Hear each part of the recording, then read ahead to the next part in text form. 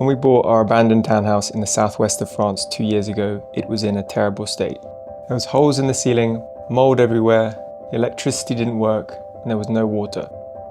One of the worst rooms was the bedroom. It had significant water damage on one side of the room, and the previous owner had added a walk-in closet that was filled with asbestos and had been added onto the side of the house, ruining the original sandstone facade. Our first priority for the room was to fix the damp problem. But after removing the plasterboard from some of the internal walls, we realised the problem was much worse than we expected. Some of the walls were literally soaking with water and caked with mould. Fortunately, we found the problem, which was a leaky gutter pipe directed straight into the wall. After fixing it, it was on to removing the additions to the historic outside of the building. Working many back-breaking days, we slowly removed the 2 additional buildings that had been added to the outside of the building. Only then did we realise the full extent of the damage the previous owner had done. Luckily, we found some amazing stonemasons who spent many weeks rejuvenating and reviving the sandstone facade to its original glory.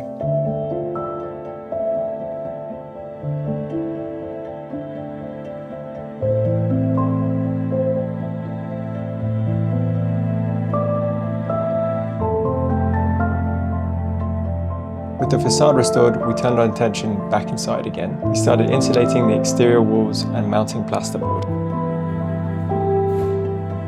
The bedroom was fortunate enough to have its original flooring, which had seen some wear over the years, but was definitely worth saving. So we rented a floor sander and got to work.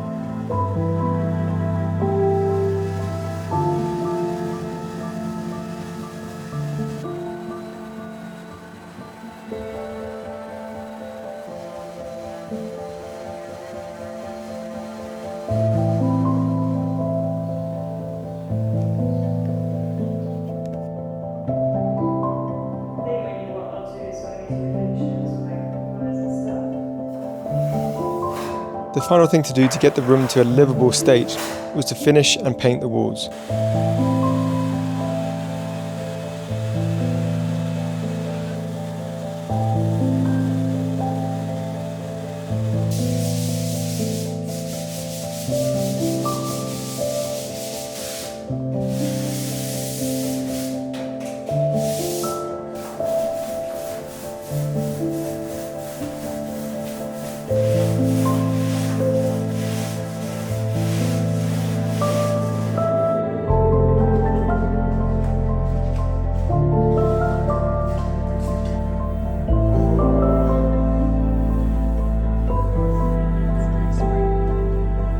We finally got the room to a level where we felt it was acceptable to move in the bed. The idea was to keep this room minimal while we progressed on the rest of the house. And over the next few months we tackled renovating the rest of the downstairs floor.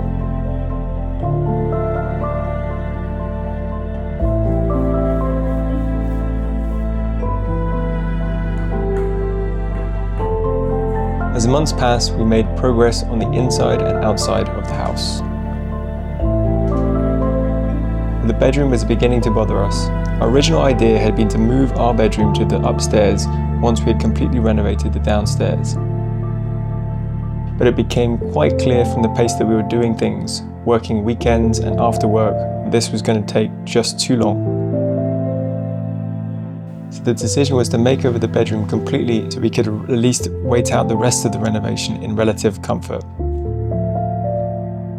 We decided the best way to accommodate both our storage needs was to build a bed surround that would house both our storage either side.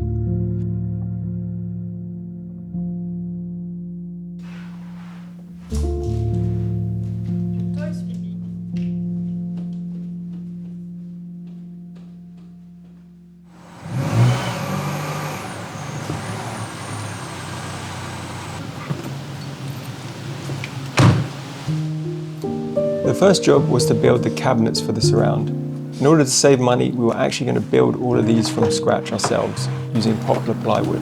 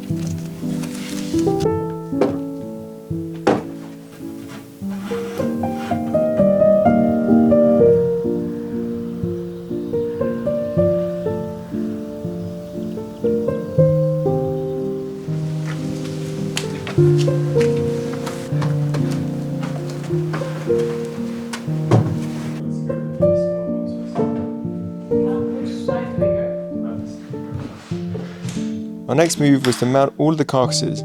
This would prove much tougher than it sounds, as the sheer size of the pieces meant that it would be really tricky to maneuver.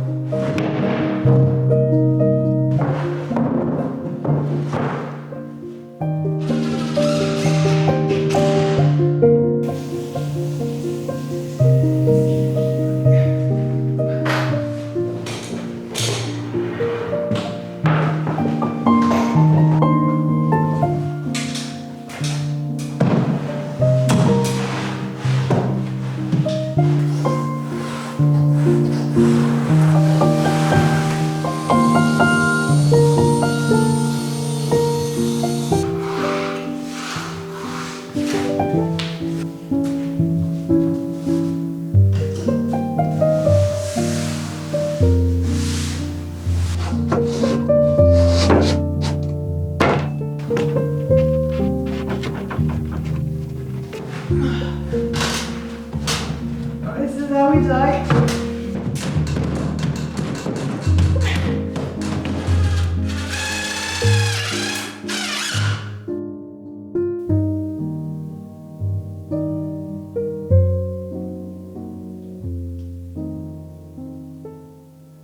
We decided halfway through building the cabinets that it was best to repaint the room whilst we were doing the work.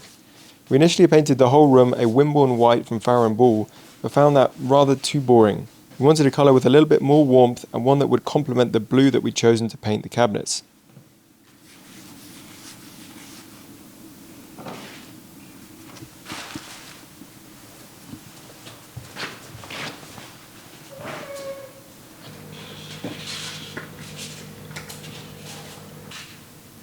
After a lot of research and many different samples, we settled on Dimity from Farrow & Ball.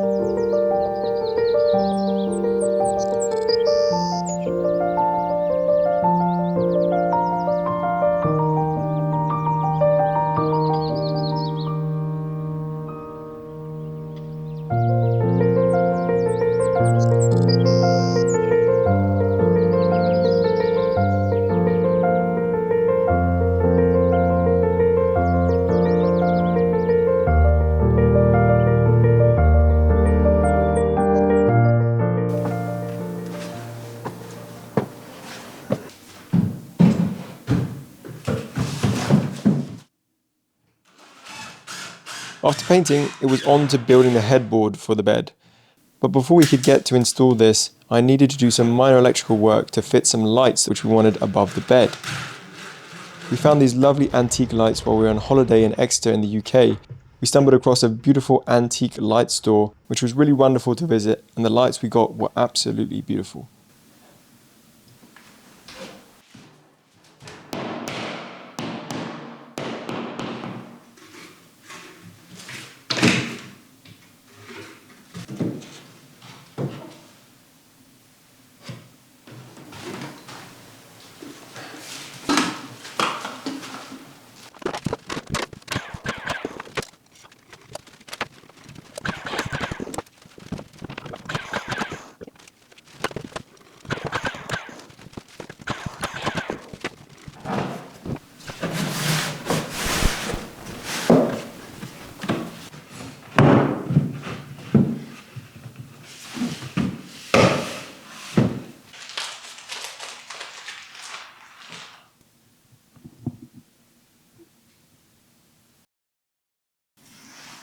We'd got all of the base features done and the room was looking much nicer, but it had taken us much longer than we'd expected.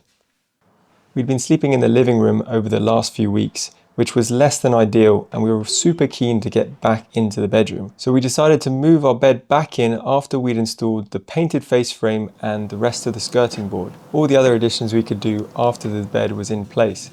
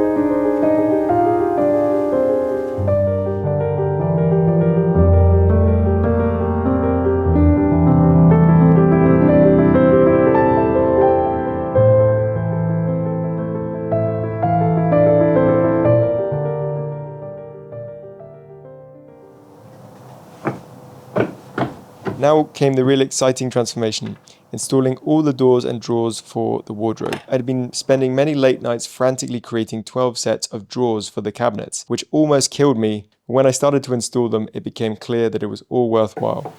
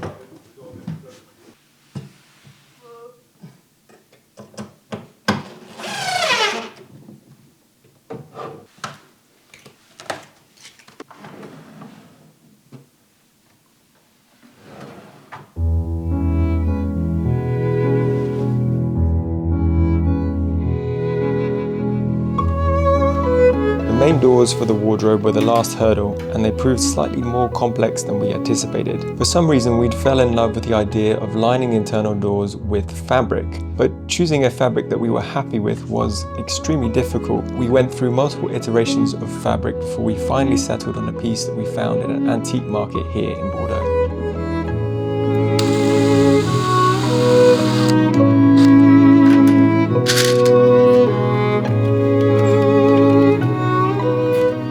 The doors themselves proved even more challenging because somehow I'd got my dimensions wrong and they were just way too large. So I had to recut the doors down to size after fitting them.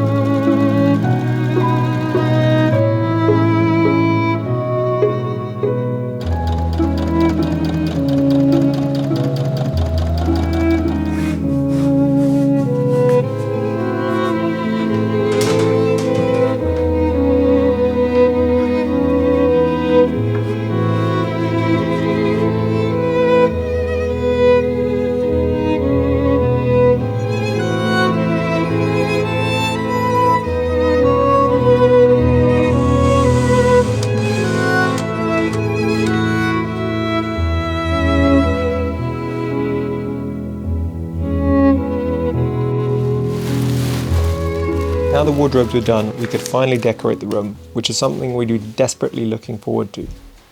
We'd been incredibly lucky and been gifted a wonderful set of bespoke pinstripe curtains from the Hughes company, which was something we were so excited to get up.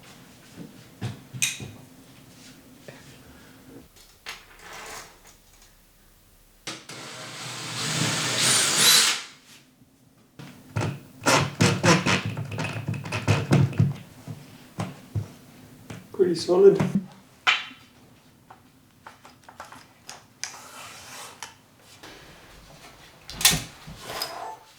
It's heavy.